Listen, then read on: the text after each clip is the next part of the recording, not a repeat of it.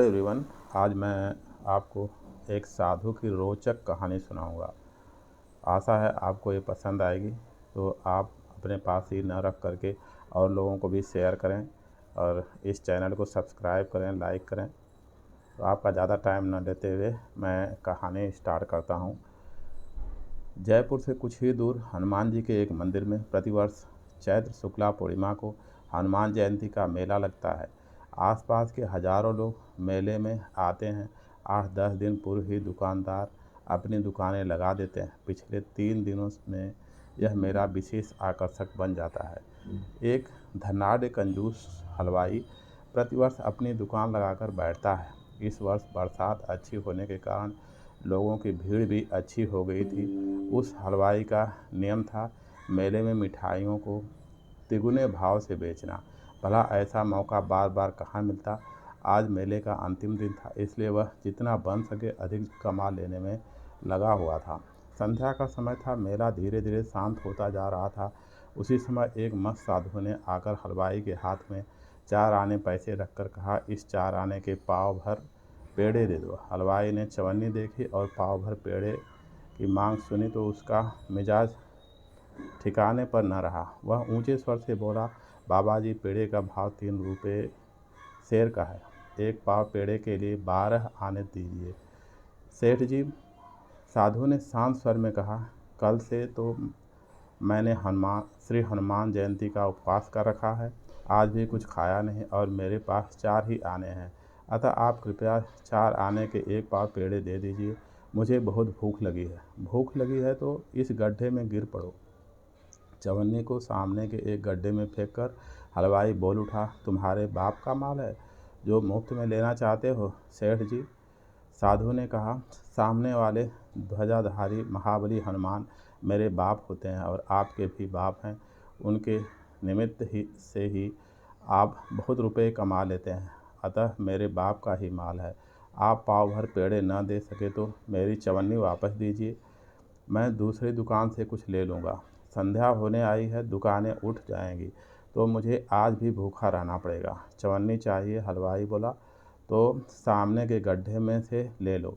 मुझे फुर्सत नहीं है, बड़ा आया है पेड़े खाने। और वह दूसरे ग्राहकों को माल देने में व्यस्त हो गया।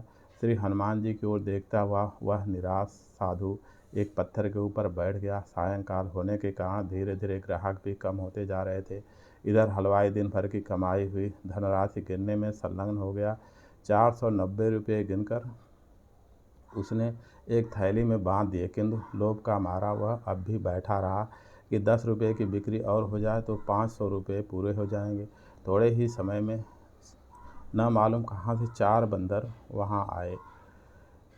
एक बड़े बंदर ने 490 रुपये वाली थैली हड़प ली। दूसरा टोकरी में से मिठाई ले लेकर उछालने लगा और तीसरे ने शेर 1.5 शेर लेकर उस साधु की गोद में रख दिए और चौथा दुकान के द्वार पर प्रहरी बनकर चौकी करने लगा।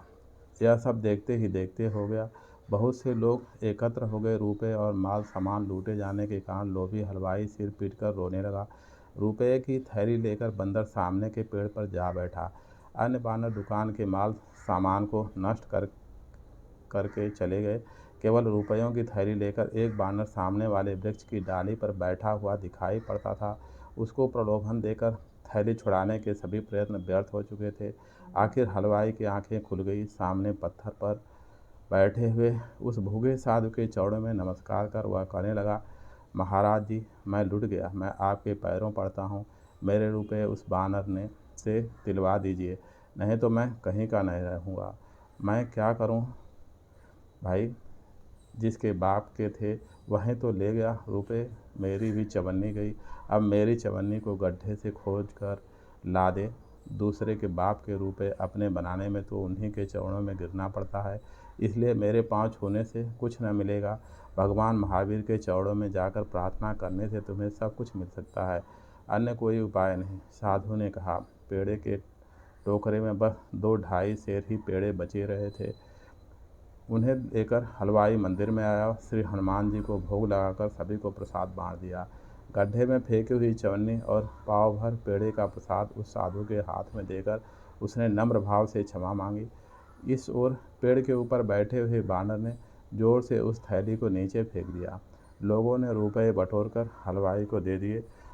बानर अदृश्य हो गए। तो ये थी कहानी। आशा है आप लोगों को पसंद आई होगी और इसको और लोगों को भी फॉरवर्ड करें। Thank you.